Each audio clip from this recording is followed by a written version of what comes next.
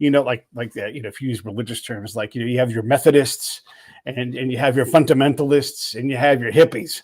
you know, they all did things. None of them really reliably succeeded at the things they needed to do. And a lot of what I did was try to yank that organization, even though I was a spy.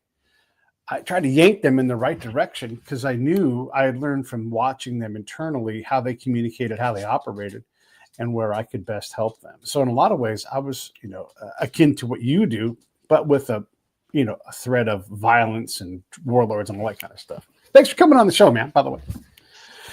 Happy to be here. I've never heard someone talk about religious differences in terms of how you run meetings, but sure. Yeah. Well, you have the guy. So there's a process within the military decision-making process where you give courses of action, and they must be distinct, right? And you must have meetings to discuss each course of action, and they must be weighed, and there's all these steps. And when you do this whole thing, you're like, how do you guys get anything done? Like, there's so many meetings. And so, there are people that cut the fat, and they're like, we don't need to do all this stuff. We need to, and then it's like act, and they iterate through action. They all get to the same place, though. There's this thing about meetings. People, I hate meetings, meetings, this, that, whatever. And look, first, we work in collaborative work. There's very few people that work on their own. Maybe some fine artists, I suppose, farmers. I mean, there's some jobs you're working on your own. But in knowledge work and in military, we work collaboratively, and we bring different people together, a diversity of ideas, diversity of backgrounds, and that's the strength. It's also the challenge, because not everybody thinks the same way. And that's a good thing. You want those diversity of ideas. So I don't like people who poo-poo meetings. Meetings. Indeed, some aren't too well run. But here's my tip or my philosophy is that everyone who attends a meeting has the right and the responsibility to improve the dynamics of the meeting. Everyone has the right and responsibility to improve the dynamics. So if the meeting doesn't start on time, you can say, gee, it's 2:00. Shouldn't we get started? If things go off track, you can say, gee, we seem to be digressing here. Should we get back to the agenda? Nobody ever got fired for improving the dynamics of a meeting. Now, maybe you can't make the decisions. Someone else is going to make the decision, but you can improve the dynamics. So do everything you can to improve those, starting on time, asking for an agenda, staying on track, clarifying what was just agreed. Wait a second, we went around a bunch of different ideas. Can we just confirm what we agreed on there? And that's how you improve the dynamics. So you go away not going, oh, it was a horrible meeting, but rather you did something to make a difference. Yeah, man, you said a lot right there. and you're always getting something done. The military has a lot of these goofy kind of, and I'm using military as an example because it's a giant organization. It's matrixed out as hell, and it's very complex and hard to run efficiently because you need to look. You have that Jordanian colonel over there, and even though we just talked about a bunch of American stuff, that Jordanian colonel's here for a reason, and we haven't even thought about him yet. Oh my God, what do you have to say? And you're like, oh, we brought you in an hour too late. We should have talked to you for the. Wait, what do you mean this is actually your meeting, Colonel? And then find out the Jordanian colonel's like, I called this meeting and you guys just wouldn't shut up, right? Like, and so these things happen a lot in the military as we try to understand like how to get things done. But the entire time, the military is doing things, and one of the things that makes it tough for anybody to deal with the military is it's just this gigantic leviathan, like bigger than a leviathan, and just going to go in one direction, whether it's good or not, and you're not going to stop it. And so, a lot of our work is just being the leviathan.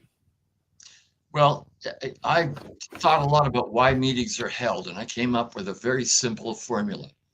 Meetings are held to convene stakeholders who make decisions that lead to action. So again, meetings are held to convene stakeholders who make decisions that lead to action. So you look at all those different words. Convene, you've got to bring people together. You don't do it by email, you convene people virtually or in person. Stakeholders, these are people who have some skin in the game. They're responsible. You don't bring in outsiders, but people who can make a difference. They make decisions. You're going to make a decision with this meeting. You're not reporting on the results or whatever. There's different ways to do that. You're not getting trained. There's different ways to do that.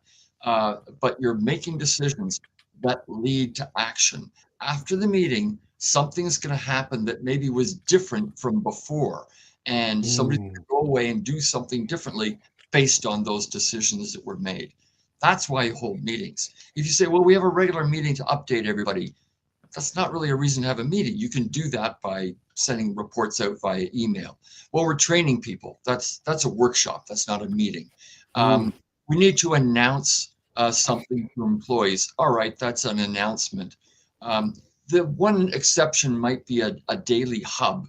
I teach skiing part-time on the weekends. We get everybody together, and there's a couple of announcements that happen about trails that are open or whatever, or when the training session is. So a daily hub is to communicate information. That's a little bit different, but most meetings, as I said, making decisions that lead to action. Yeah, no, that's great. And blending those meetings, again, I'm using the military just because I've been in a lot of meetings in the military, and you're right. There are good meetings, there are wasteful meetings, there are necessary meetings that just have to be 4 hours long because we have the commander for this 4-hour block, and the rest of the other 20 hours of the day, he is not going to be in this meeting. And so it becomes a mentoring meeting. It becomes an update meeting. It becomes a hub meeting. It becomes, and so you're just like, and then also roundtable person, and so it's like this, all of these different things have to get done. And so it is the best mechanism for that convening aspect of it. I want you to address that, and then let's come back and remind me to ask you about stakeholders. I think you said a 4-hour block. Look, I conduct corporate time studies. Employees use my TimeCorder devices.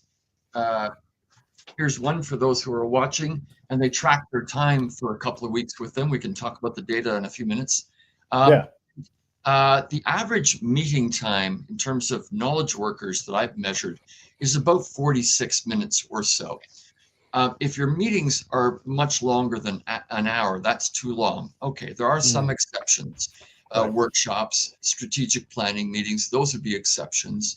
But normally it should be around an hour, and aiming ideally for about 45 minutes, 46 minutes. Yeah. That's the average. If they're going on longer than that, somebody hasn't organized that meeting properly. So that's what you want to be aiming for. Within that organization thing, we often do a meeting to prep for the prep meeting to have the actual meeting, right? And again, this is because it's high stakes. We're going to go talk to the boss. The boss has an hour. He has 46 minutes.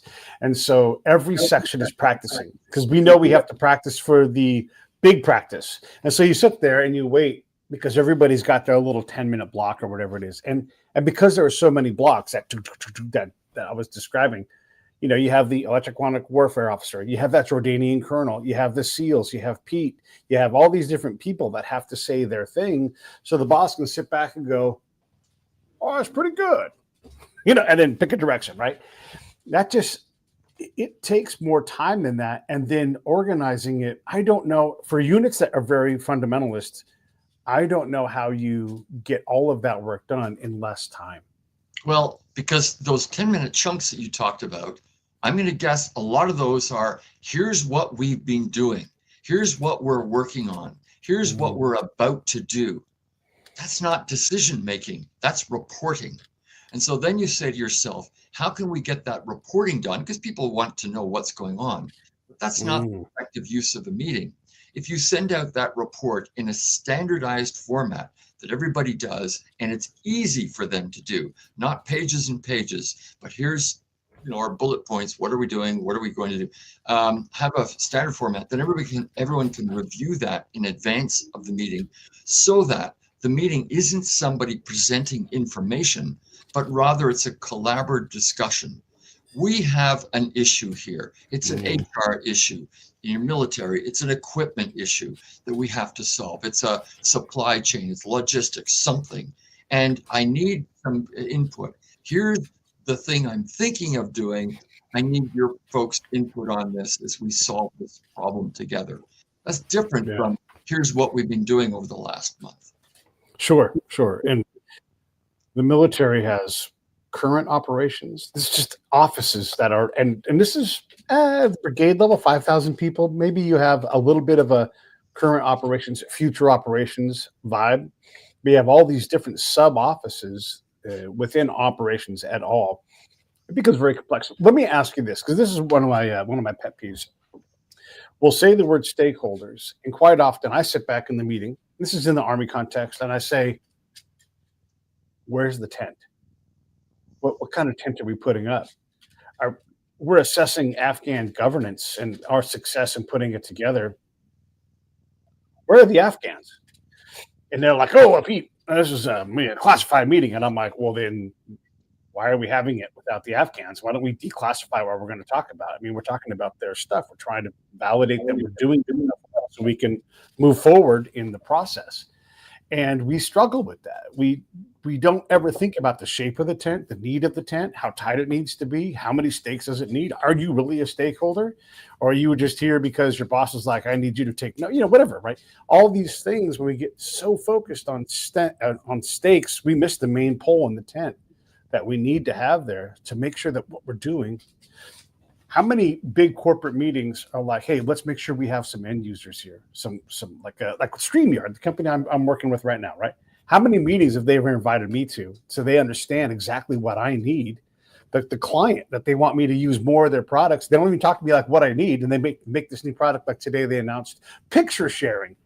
I don't give a fuck about picture sharing. Like I cared about audio, right? Audio. Listen, StreamYard, audio, right? But they don't ever. I'm not ever in that meeting, so I'm not a tent peg. I'm not even a tent. I don't exist. I'm going to suggest there's no perfect answer to that. Look, if you're doing strategic planning at a high level, hopefully you've gathered a lot of data and got some background information, and a board of directors or a commander, whomever, has some ideas and is formulating some ideas about where you want to go. Indeed, at the implementation, then you talk to the employees and they go, "Wait a minute, that bolt is not going to fit with that nut. Okay, so we got to adapt ourselves for the implementation." What point do you get those people involved? Indeed, for the implementation, you do want to have people involved, but not always at the decisional level. So that's the trade-off. You couldn't have 100 employees in a strategic planning meeting. That would get a little bit wild. But you are going to need their input sooner or later. So there's no perfect answer to that. Hopefully you've done your homework beforehand. And that's the other thing. People come to a meeting and they say, "Oh, you're trying to establish the price for something. It's a product you're selling maybe." And they say, "Well, I think it should be $5. Well, no, that's too high. $7. Well, no, this." And you get people with opinions going back and forth. And when you hear a lot of those opinions, that's the time to step in and say, "Gee, it sounds like we don't really have a handle on this. Should we send a couple of people away to do a little bit of research so we can get more data about what the competition is doing, about what we did last time, about what customers or clients would accept? But let's take that out of the meeting so that they can come back with a clear recommendation rather than us batting it back and forth." When you see that happening in a meeting, this idea of ideas being batted back and forth, that's the time to take it out of the meeting and have someone do some homework. Yeah, it's and I appreciate you going down this journey on meetings. And it's not that I don't like meetings. It's just, hey, my time in the field is valuable, right? Like I would say when I was doing the spy stuff, I'm trying to balance my equation. So I'm trying to make sure that I'm relevant with the Army and understand what they need and have influence so I can help them, right? And then I have everything else on the outside, right? And I'm trying to make sure I'm relevant out there and building a network. And so if I'm in a meeting sitting there for 4 hours waiting for my turn to say my 2 minutes, I'm like, can't I just show up at 10:30? I don't want to be bigger than everybody else, but I actively have stuff I could be doing, and I quite often got tied up in meetings. And so I always felt like the most important thing I brought to these meetings. Okay, so I had 4 basic tasks: help the commander win more, lose less; help the enemy lose more, and win less, right? And sometimes I could wrap them all in one big thing. So as I'm trying to do these things, the most important thing that I often gave the command was the ground truth, because everybody else is up in this spaceship having these meetings, right? And so I would pop in, and if I look like an alien to them, they've never seen me. It's kind of like Lawrence of Arabia when he goes back to Egypt. He's like, I've returned. Everything's going well. Here's what we need to do. They're like, who are you? Like, why are you not in a uniform? You're dressed like a sheikh. And so you can't do that, right? And so you have to find ways to balance the need for ground truth. When I come in and I say 15 is the answer, and they're like, we're thinking about banana. I'm like, but banana? Where'd you get that? Like, oh, our work groups has come back with the answer is banana. I'm like, this is banana, and it makes no sense because we're so incongruent with our message and the work that we've done. I didn't have enough ground truth to begin with. We talk a lot about strategy and strategic planning. All this comes from military, right? Yeah. What are we trying to achieve here? Well, we're trying to, Hannibal, we're trying to take over Italy or something. I don't know my geography, and history. Yeah. We're trying to conquer this alien territory. And so how are we going to do that? Well, we're going to use ground troops, or in modern warfare, we use Navy and air and so on. Okay, but then how do we get down to tactics? The tactics are the individual soldiers and what the platoons are going to do and so forth. So strategy comes from military and warfare, and we learn a lot from that. Don't get caught up in little tactics if the overall goal is not clear and if the general strategic approach is not clear. Mm-hmm. And to go to World War II and look at that, and it's interesting if you look at the Allies, they didn't go into France right away. They went for the soft underbelly of Europe. Well, they started in Africa, then they went up through Italy, right? They had to conquer that first, and then eventually went to D-Day in Normandy. That's all strategic stuff.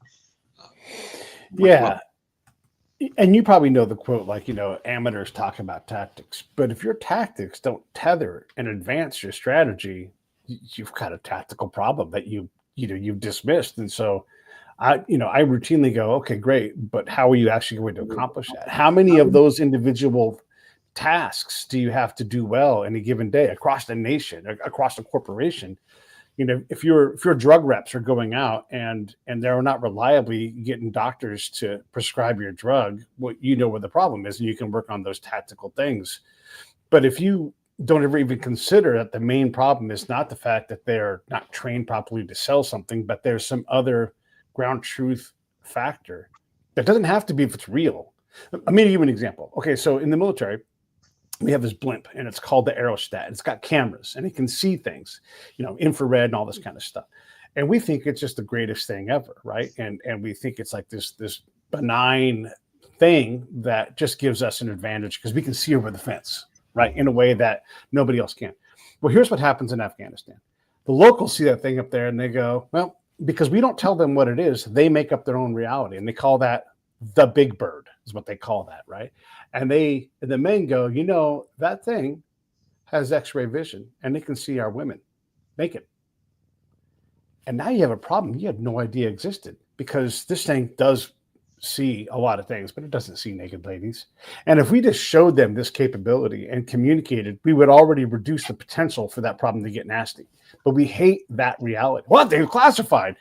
Who cares if they think this thing is causing a harm to them? You're now being wounded every day, and you don't allow your decision making. You don't allow your meetings to even consider that possibility, because if somebody came in and said, "I found this out about this thing," who cares?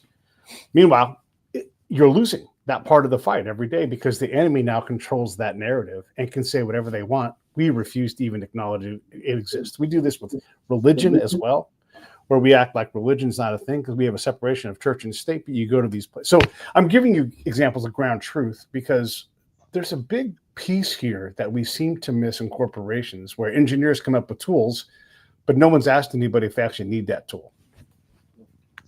Yeah, so this comes to communication, right? We're agreed on our goal, we're agreed on our vision, we're agreed on our strategies, but have we communicated that effectively?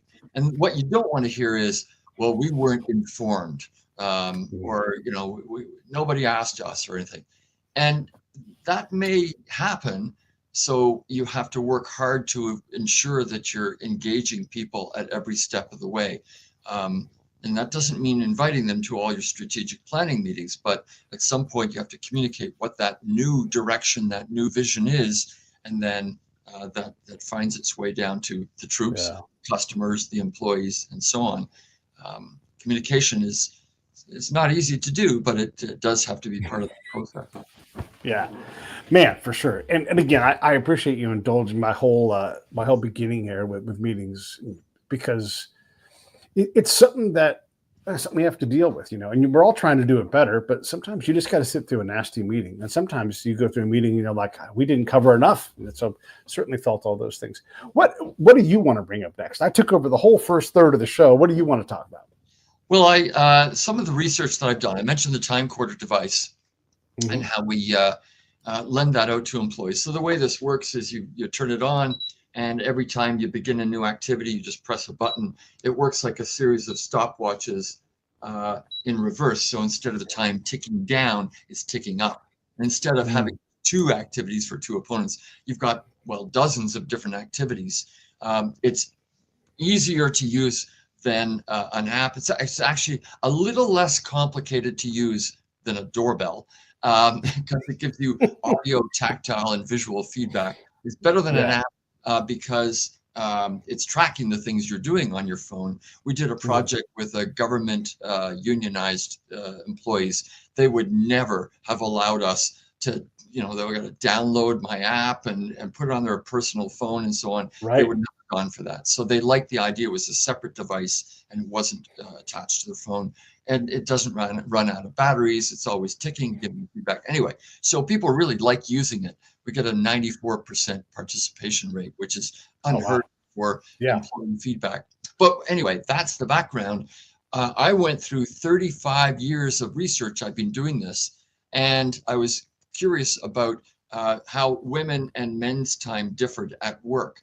We know a lot about their differences at home, that women are more responsible for domestic activities such as cleaning and childcare and shopping and so forth, laundry. So I thought, well, what do we know at work? So I went through my database and separated men from women. All the Susans were in one group and all the Jameses were in another group. And so I wanted to look at differences between men and women. And I concluded, based on four major findings, we can talk about those in turn, that women are in fact better at managing their time at work than men. What is the root of that, do you think? Is that genetic? Is it cultural? What do you think it is? Well, I'm just reflecting the data. There are a couple of things. So for instance, first of all, women work fewer hours than men. These are knowledge worker jobs, Okay. not factory workers, that sort of thing. They're people doing customer service and sales, and they're managers and such. So men work about 48 hours per week, and women are about 45 hours. And that includes personal time of about 2 or 3 hours or so. So you said, what's the root? Well, there's three possible roots, root causes, I guess. The first is what we know from the domestic time use study is that women, as I said, are more responsible for childcare and such. Well, guess who's got to get home to pick up the kids from daycare? It's women, it's mothers, right? So they need to be more efficient at work so that they can get home to do those domestic activities. The second is that mothers will tell you that their jobs are complex. They're taking care of kids and driving them and making dinner and so forth. It's possible that those kinds of skills they learn being a mother are transferable to the workplace. So there might be some of that. The third is a bit of a wild guess, and I didn't spend much time on this, but there are some possible brain differences as well that separate men from women. Not tons of evidence on that, but if women think differently about spatial concepts or organizing, and men are better at math or whatever. And again, there's not tons of evidence, but there might be some brain differences that suggest women are better at doing these time management Right. tasks. So I kind of left that alone for other people to look at. But I'm just Sure. reflecting what the data says. So again, that first of the four findings was that women are working fewer hours than men overall in knowledge worker jobs. Quite often when we have these findings, we'll make this statement: women are more organized, or whatever it is, right? And that the point is to cause a sensation so people click and they read the thing. I know you're not doing that, but then when you dig in, like you look at the actual academic research, you read the abstract, maybe you read the conclusion, you find out that the difference is 0.05, and you're like, oh, gosh, how much of a difference is it, right? Or like when you see the statistical variance played out in a chart, you'll see that there's quite a bit of overlap, and then the men peak here and the women peak there. But it for sure means that they're more organized, or they are better with their time. But the men have this other trade-off. And then when you consider everything, you're like, not that much of a difference. So I guess what I'm asking is when you have these, when you find in your research that something is true, how much variance do you need to say, now this is important, like this is 8%, this is 10%, this is well beyond statistical variance and everything else? What is that difference for you when you're like, this is something to pay attention to? Yeah, it's a little bit tricky because we're talking about a large number of people who have measured different activities. Every client has their employees measuring different stuff. So it's not like you line people up in a row and say, she's 5'2" and he's 6'5", and let's measure the differences. We're talking about people who track their time on many different activities over the course of a couple of weeks. So, and then I've sort of grossing everything up to look at the differences. Nonetheless, those are real. That first one, 48 versus 45 hours. You mentioned, people have these certain beliefs about things. So let me talk about the second finding, which I think is one of the most profound. If you read a lot of time management books, and I own about 50 of them, the time management experts will tell you to work on your most important tasks. Okay, but what are those? So the closest anyone came, Stephen Covey talked about the so-called Eisenhower matrix. It wasn't really designed by President Eisenhower. He was in turn quoting a university dean who had talked about this urgent and important matrix. Some activity urgent, important, or not urgent and important, and so forth. And that's a useful diagnostic tool to understand where your time is going. But it's not a very good planning tool. The reason is you don't know what urgent things are going to happen later today. You don't know if the roof is going to cave in or a customer calls up with a complaint. So you can look at how you're spending your time, but it's hard to predict where you need to be. So Covey, for instance, talks a little bit about the quadrant of important and not urgent. That's quadrant 2, where you want to be spending your time. He mentioned relationships and so on, but even he didn't define it. So I thought, let's try and define that for once and for all. So when I do these time studies, I do happen to ask people, what are the most important things you need to do in your job? So if you ask salespeople, they'll tell you, I process orders, I service customers, I prospect, and so on. So you look at what's the one response there that comes out above the others. For salespeople, it's prospecting and selling. For managers, it's managing staff and coaching and leading. For customer service reps, it's providing customer service, and so on. So, okay, if those are what people say are their most important tasks, all right, then how much time are they spending on those? So I was able to map one versus the other. And what I found is, on average, the time that people spend on their highest priority tasks is only 20%. Now, this might remind people of this Pareto principle, the 20-80 rule. It's a little bit coincidental. 20% is what people spend on their most important tasks. And you go, that's all? Well, sure, as a sales rep, you have to process orders, you have to travel to people, you got to take personal breaks, you got to go to meetings. But in terms of the selling time, actually salespeople are a little higher than that.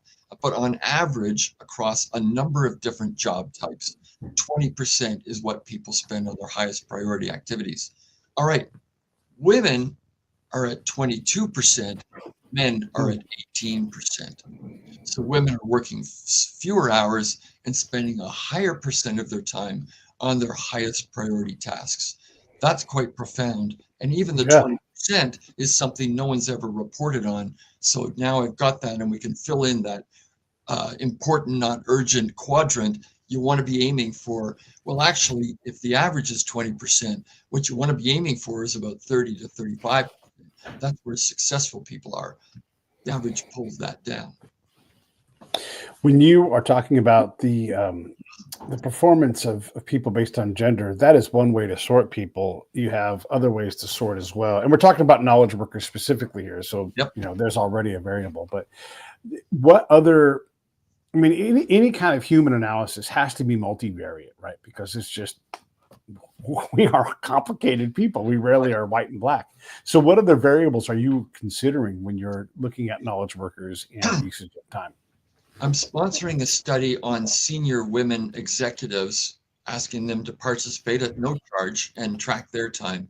And on that one, I'm gathering quite a number of variables: how many kids they have, their life satisfaction, the number of employees they oversee, and so on.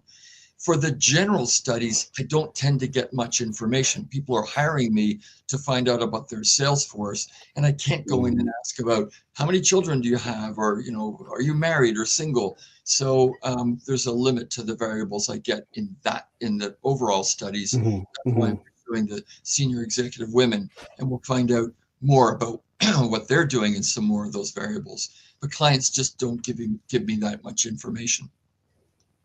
When I know a number of salespeople, and quite often their complaints are like, for example, like, we are a work optimization company, but our own workflow is terrible. Like, they don't give themselves the kind of shoes. The cobbler has no, cobbler's kids have no shoes, and so we see a lot of these things. Do you find that to be true with your work too? Like, are these organizations, failing their people with? Let me say this a different way. A lot of times, engineers will design a tool, and they'll say, "Hey, Pete, we saved you 600 hours." I'm like, "You gave me a tool for something I didn't want to do in the first place." And so, sure, you automated something, but I wasn't doing that before. So you actually gave me more work. Sure, you did it fast at a level that was good enough, but I didn't have that task before. It's not essential. So now I'm distracted from these things I'm supposed to do. Does that in any way make two sense? comments? Yeah. One is about productivity overall, and the second is about technology. Productivity overall. Look, corporations, I don't want to say they don't care, but they don't need to care. If people are working my 46 hours per week and they're contracted for 42 or so, well, corporations are getting free work from them, and some people work crazy long overtime hours. And so the reason I don't do tons of, there's not one of my companies on every street corner, is that companies are getting that free labor because people want to get promoted, or they want to work harder, or they stay away from home, or whatever. And so people are working long hours. For the corporation to say, we want to make sure you only work 40 hours per week, well, they don't need to. Having said that, people are wasting time. I don't like to use the word waste too much, but they're spending their time on non-value added activities. So it behooves the corporation to find ways for their sales reps to be spending more time on their top priority activities. So how do they do that? Well, they can hire me to do a study or do some more training and so on.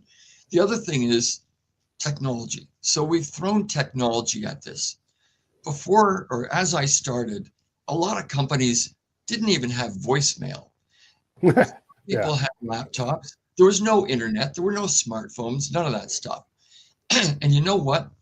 The amount of time people spend on non-value added administrative tasks back then is about the same as it is today. No, really? Wow. So about 25%. So indeed, if you want to become more productive, you can take those knowledge worker jobs and send them off to somewhere where the labor costs you less. You can automate some of those functions, and we've done that. We don't have bank tellers Well, we have some, but they've been replaced by automatic teller machines. Or AI will help with some of this. People writing, articles and such. AI can do some of that. But here's what I know.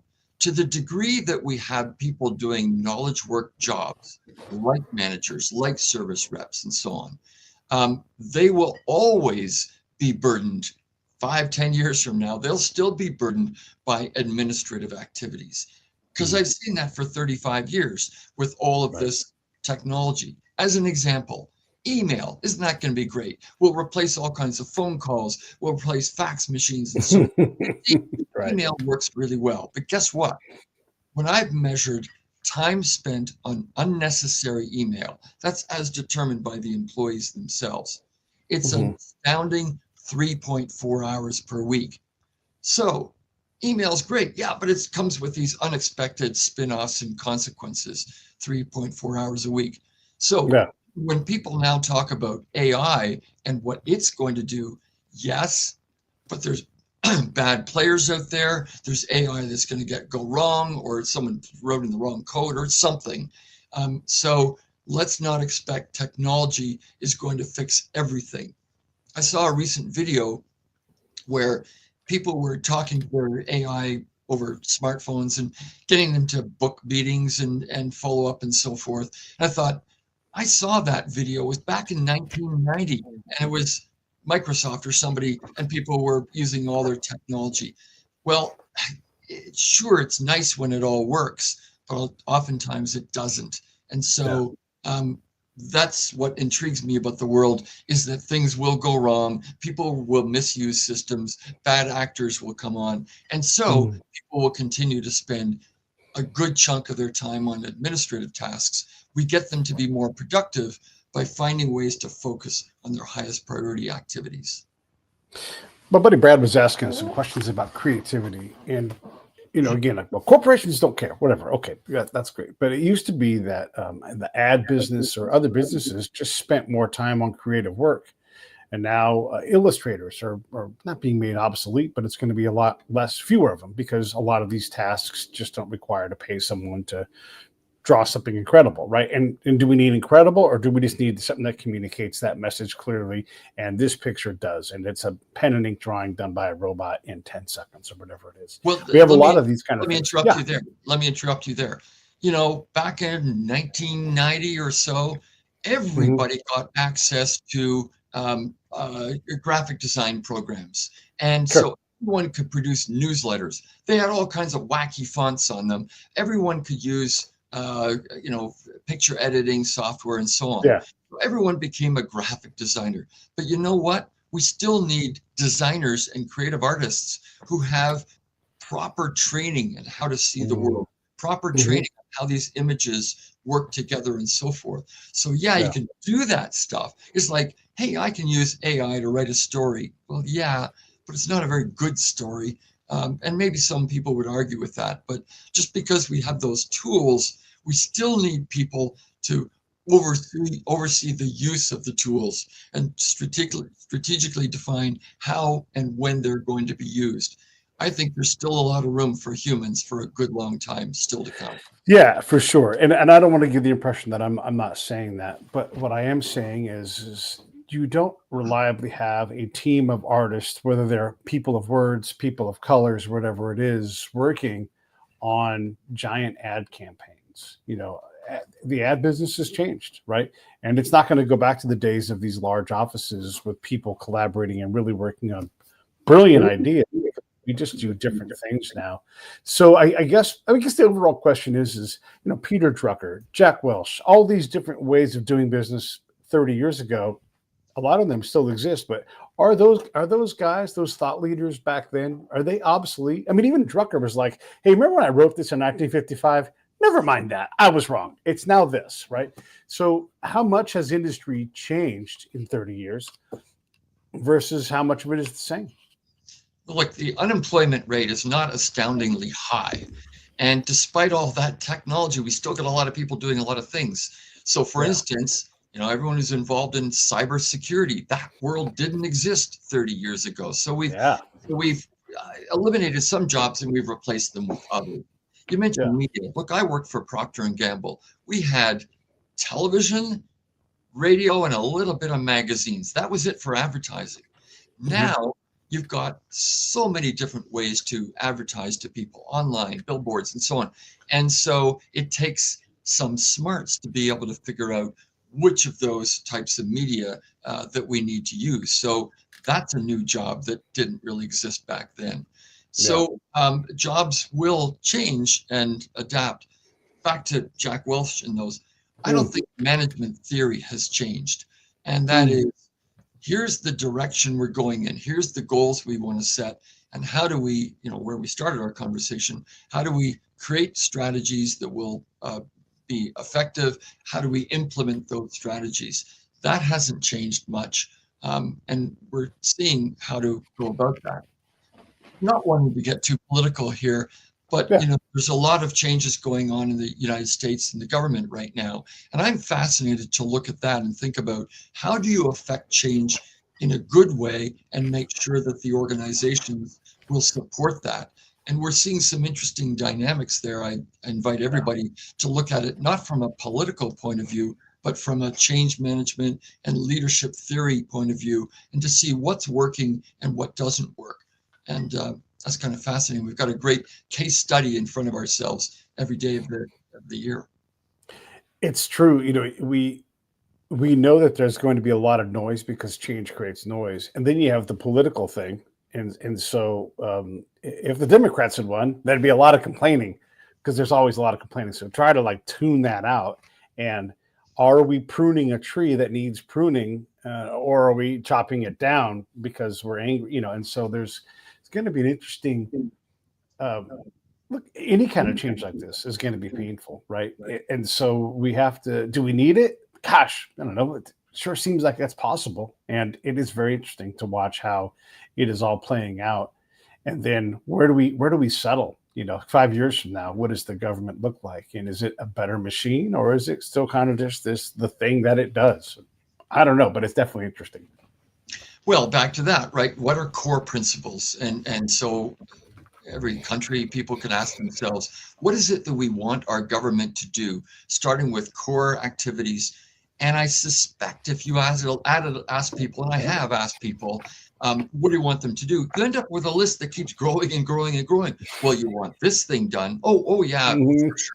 Well, you want that done. Oh, yeah, that too. And you end up with Mhm. a list that's fairly long because people want certain services done. They want certain types of activities protected, and so it's kind of hard to prune when you've got people wanting a core basket of services that they want Yeah. delivered.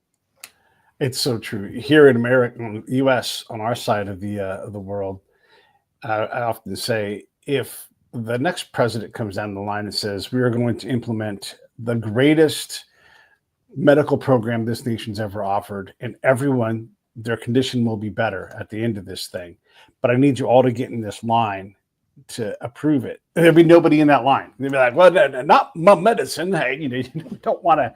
We want change, but we don't want our stuff to change. We want to have no pain and everything else." And so, yeah, like this is going to cost you 80% of your income to do all these things that you just had on the list. Hey, like, hold on, like you said, don't forget about the trees. No, it's like, oh man, yeah, it never stops. It's yeah. Well, I mean, Okay, just to so get really specific, do you yeah, want safe food served in your restaurant? Well, right.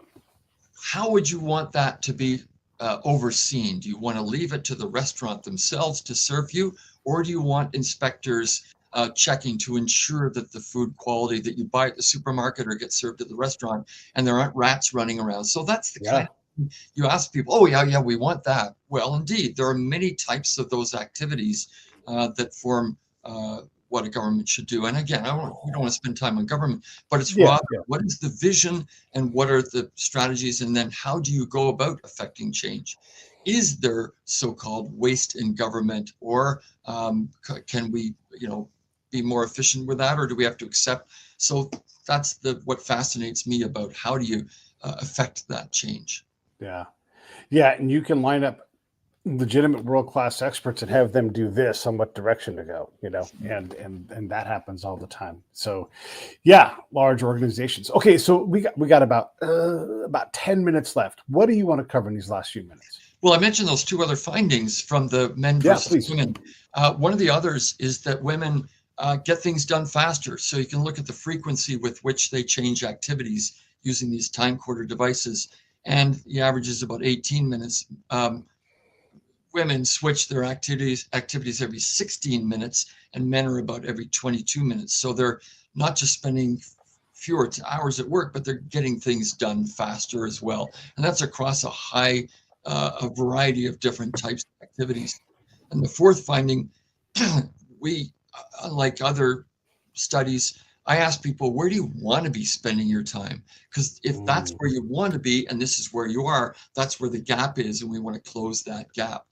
And if you look at the differences versus where people are versus where they want to be across a number of different activities, and you add them all up and look at the sum of the differences, women tend to be closer by about 3 hours per week, closer to their ideals than men are. So they are spending more of their time on their top priority activities and getting closer to their ideal times.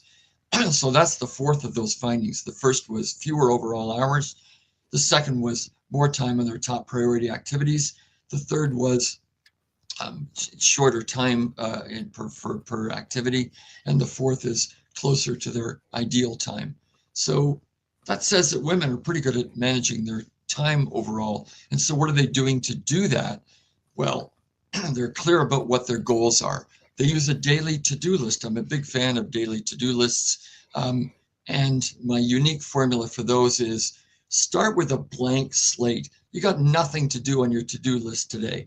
And then think about your goals, your long-term goals, and then say, if I had nothing to do today, what would I do to affect my results a month from now? Those are your priorities, and those should get done first on your to-do list. Then you fill in all the other stuff. Yeah. Yeah. The military had a thing called the Mission Essential Task List. This is like the thing that you had to get these tasks done and learn how to master them. Boy, oh boy, but then when you dive in and you do that work, it's like the budget. Well, don't forget, we have to be able to put things in a truck. We got to practice putting things in a truck. And that's way easier to practice than something complicated like go do a multi-city surveillance operation training program with surveillance detection routes. And all of a sudden now you got this $150,000 training project, right? And so your Mission Essential Task List is great. It's well thought out. It's workshopped and everything. But the reality is you can only put work in so many places because of time and money. And it's just easier to have everybody go out to the motor pool and throw a bunch of tents in the back of the truck. Yeah, I'm not, it wasn't in the military, but it's striking me that the military is very clear about what its goals are. In a war situation, it's pretty clear, we want to defeat the enemy. Okay, sure. But then what does that actually look like? Well, we're going to take over this island, or we're going to conquer that piece of land, or we're going to bomb that missions plant or something. So that the targets and the goals are very clear in a military sense. And that's what allows the military to be so clear about the directions it's going in. Yeah, yeah. Okay, so let's make sure we plug everything for you. Which of your websites do you want me to put a link up for, and where should folks go to find more about you? I'll put my new battery in my camera. Well, I've got a few different websites. The best one probably is getmoredone.com. Just like it sounds, Get More Done. And you'll see some blog articles there with some of my research. You'll see a little bit about the TimeCorder and some of the training that I do. I do some strategic planning as well. Maybe we should team up on that. And getmoredone.com. And again, I'm sponsoring that study of the senior executive women. So I'm looking for participants to track their time for a couple of weeks and find out where they are spending their time. And that's a pro bono project. Nice. And then you have other websites. You want to plug those too, or just? Well, my name, markellwood.com, and one that I really like, terrificteams.com. That's where I do some of my strategic planning and teamwork stuff. But we don't have people with too many of them. So. Yeah, yeah. Mark Ellwood, and that we'll keep it there. But obviously, terrific teams. Go check that out. And these, I think, are also in the show notes if I've done my job properly. If not, you've got them on the screen right here. Here's markelwood.com. Here's getmoredone and terrificteams.com. And just go see. You get an idea what Mark does and how he does it. And look, for one, I appreciate, we got to get out here on a certain time mark. So I appreciate you coming on. And I'm glad to let you have the last word. And then I'll shut this off, and then I'll say goodbye to you in the back end. But anything you want to close with? Well, one of the things, I've done a little bit of coaching lately, and if someone's looking for some free coaching advice, you got a problem you want to tackle, I'm happy to spend some time doing that with you. In the meantime, focus your time on your top priority activities, make those meetings work for you, plan your day effectively, watch what some of your female comrades are doing, and use your time the best possible way, because your time is worth it. I love it. Hey, one more question real quick I just thought of. Is work, I always think this is true, is work-life balance a code for you work too much? Because I feel like everybody who says that, it's like, I'm type A, I can't stop working. Well, a couple of things briefly on that. Again, I've measured where people want to be. So balance is, well, here's what I want things to look like. There are times in your life you're going to be out of balance. You're trying to finish university. You're working on a big project. So things will be out of balance. In terms of being in balance, determine what's important to you in terms of family time. Try and set some timetables for that. I did some research on mothers, and they often feel guilty. Oh, I need to spend time with my kids. We found that mothers who spent more time on themselves, not more, but an adequate amount of time, found that they were better mothers, felt less rushed, and had a better quality of life score. So they were doing things like gardening and meditation and prayer and reading and fitness. And then too, take the time to do those things. You'll be a better person or a better parent because of it. And that's how you get balance, is putting time aside for those personal activities that are important to you. When you do, the rest will follow, and you'll be a better employee, a better manager, a better entrepreneur, and so on. Hard to say it better than that. Thanks, man. I'm going to hang up here. I'll say goodbye to you in a sec, everybody else. I'll see you actually later on today with an exciting new show as well as this one. So make sure you like, follow, and review, and look, do all the things you're supposed to do. And for sure, go check out Mark's work. He is fantastic.